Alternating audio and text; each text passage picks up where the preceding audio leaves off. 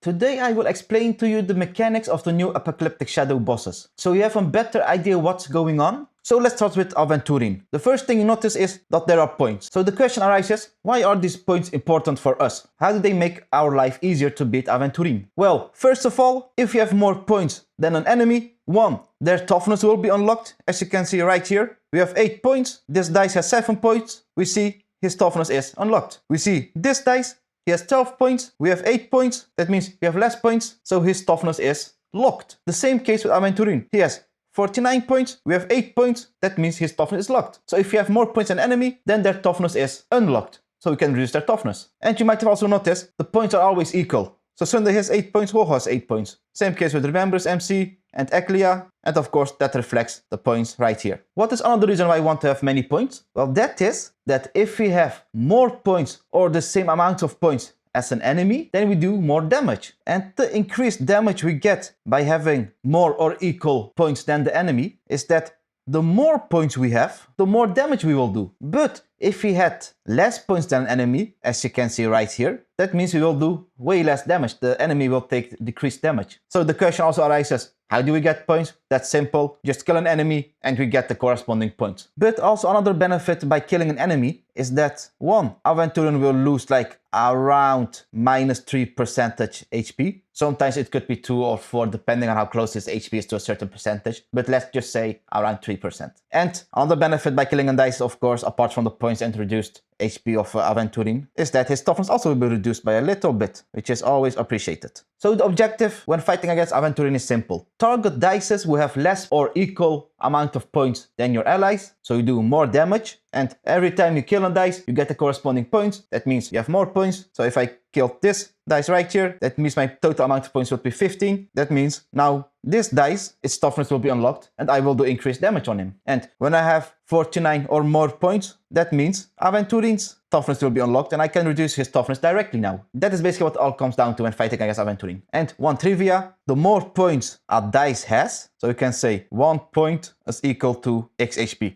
So the more points a dice has, the more HP he has. And the amount of X doesn't matter. All you need to know is the more points a dice has, the tankier it is. But that really shouldn't matter because we will only be attacking dices who have the same amount of points or less than ours, so we do increased damage to them. So now we can go into Aventurine himself. What does he do? Now the only really interesting thing about him is this. He has this ability that he locks onto a target. In the first phase, he locks onto one target. As you can see, he locked here onto Woho. And in the second phase, he locks onto all your allies. But then there isn't this locking image. But that's no problem since you will know that he's in this charging state since all the dices will be like spinning super fast. So you will now know that Aventurine is charging and that his next attack will be significant. In the first phase, that charging attack in the next turn will do a decent amount of damage to the locked target, or in this case Woho, with a high chance to imprison the attacked ally. So how do we make sure he doesn't do this charging attack to us? That is by killing the fast moving dices. When you do that, the charging attack of Aventurine won't happen the next turn, and the locked ally will get its energy restored to the max. Pretty nice, since we know that in the second phase when Aventurine does this charging attack, all the allies are locked. But there is no locked image unfortunately, but you will know that he is charging because the dice are moving really fast. So when you kill all the 4 dices in the second phase then, when they are spinning really fast, then all your allies will restore their energy to the max. And if you cannot manage to kill all the fast spinning dices, then it means all your allies now will get attacked by his ability, which has a high chance to imprison your allies. So if an important ally of yours gets imprisoned, then I just restart. But if you can afford it because you got a great team, of course, you can just continue. But if you have really trouble with the Apocalyptic Shadow, get imprisoned, just restart. Because even if you cleanse that imprisonment, your ally would have already been pushed down in the action bar, so the damage would have already been done. And another interesting thing about the second phase is that there is a ×2 dice on the field. And it goes without saying, kill the dice 2 dice when you have spared as many points as possible. Don't wait too long, since in the action bar, as you can see right here, the ×2 dice will leave the field when it gets a turn.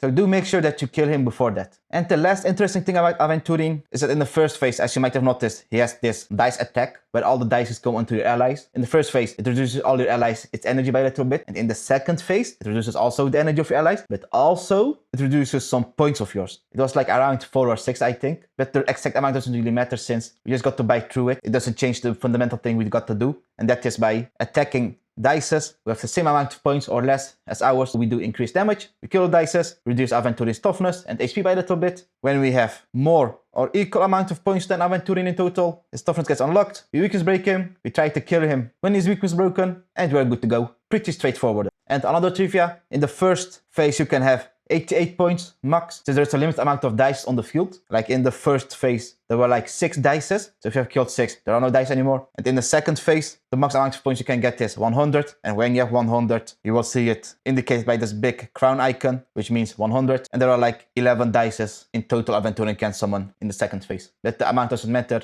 just stick to the fundamentals and you're good to go. So now let's understand the second boss. We see the enemy have stacks. Why are these stacks important for us? Well, when the enemy has max stacks, so if we say this enemy here has 3 out of 3 stacks, what happens? He gets weakness broken. So that means there are 2 ways to weakness break an enemy. One, by just naturally reducing their toughness, or by getting their stacks to the max. How do we get their stacks to the max? By attacking them. Every time we attack them, they get +1 stack. As easy as that. Which is also the main way of weakness breaking them, since by the time you have naturally weakness breaking them, you would have already attacked them 3, 5, 8 or 4 times, depending on which enemy you attack. So okay, we know we want to consistently attack them, favorably consistent AoE attacks. So we can consistently add 1 stack to all enemies, their stack count, so we weakness break them. What do we get out of weakness breaking them? Well, every enemy gives a different benefit to us. With the first enemy, when we weakness break him, he will advance forward all your allies by a little bit. When we weakness break the second enemy, he will restore energy to a single ally, which is just RNG. So if you play Acheron here, we got to hope that the energy it provides is not targeted to Acheron. So we got to have RNG luck here. The third enemy will give your whole team attack percentage. Super simple. The fourth enemy will restore 2 skill points to your whole team. The fifth enemy is the same enemy as the second enemy, so also energy will be restored to a random ally. So we see weakness breaking them is really favorable for us because we get some quite nice buffs. But also another reason why we want to weakness break them is to delay their action so that when they get the turn and they still are not weakness broken, that they do not do the bad things they're about to do. So, with the first enemy, every other turn he gets will advance forward all enemies by a little bit. So we want to weakness break him before that. With the second enemy, every turn he gets, he will reduce all allies their energy by a little bit and do a little bit of damage. So we really want to make sure he is consistently weakness broken. This dinosaur, he just does attacks on his turn, some attacks of his slow and some attacks of his burn you. Nothing really special. With the fourth enemy, every other turn, he will reduce 1 skill point for your whole team. And like I said, every other turn. So we can indicate that by the dashed lines, and these things are every turn. Well, yeah, this one, it depends also what attack he does, the burning or slowing attack. And with the last enemy, he acts the same as the second enemy. Okay, great. We now know what the little enemies do, but we don't care about them. We care about killing this boss, and it is a shared HP pool. So the more damage I do to these small enemies, the more damage will be reduced by this shared HP pool. So AoE attacks are favored here. But how do we reduce the main toughness then? We know how to reduce the small enemies their toughness, but how about the main toughness bar? Well, every time you weakness break a small enemy, the main toughness will be reduced by a little bit. But there's also another way to reduce the main toughness, and that is when every enemy on the field is weakness broken. So let's say they're all weakness broken, and we attack them, then the main toughness will also be reduced by a little bit. So every time I attack an enemy and all the enemies on the field are weakness broken, then the toughness bar will be reduced by a little bit. But if I did an attack and there is one enemy on the field who is not weakness broken, let's say this one right here, and I do an attack that attacks all enemies on the field, well, the main toughness bar won't be reduced, just because this enemy right here was not weakness broken. But if he was weakness broken, then that attack would have reduced the toughness bar by a little bit. And for the second phase of this enemy, everything works the same, apart from one small difference, and that is that this thing will appear in the action bar. When this monkey gets a turn, all enemies will recover from weakness break, and they will do a big AoE attack that reduces all allies their energy, skill points, and more. So basically, when this monkey gets a turn, just make sure you're ready for that attack. But all you really need to know is do consistent AoE attacks, weakness break the enemies consistently, get their buffs, and you will be good to go with this node. But I want you to remember this though. You can play with Castoris in this Apocalyptic Shadow for 4 days, since Castoris will come on the 9th of April, and the last day of this Apocalyptic Shadow will be on the 13th of April. But if you are still unsure whether you want to summon for Castoris or not, since you want to see who the enemies of 3.3 are, well, On the 25th of March, the 3.3 direct marketing is expected, which means now you can make a more educated decision on whether you want to summon for Mayday or Custodes, since Mayday will also come out on the 19th of March. But since we don't know the kit of Custodes, luckily, on the 28th of March, the 3.2 livestream is expected, where they of course will reveal the kit of Custodes of how she really works. Same case with Anaxa, which means that you can now make a more educated decision whether you want to summon for Custodes or not, or even for Mayday or not, or save your Jades for the 3.3 characters. So I will end with this, and I will always say this: don't stress, you got lots of time until this Apocalyptic Shadow ends. The focus is to just get your rewards before it refreshes. Just play however you want to play this Apocalyptic Shadow. You can raw dog it with the Feixiao, Sailor team, or whatever team comp you can come up with. Zero cycle, no sustains. If you don't want to do the resource because you get unlucky the world time because of bad RNG, because your crits didn't hit,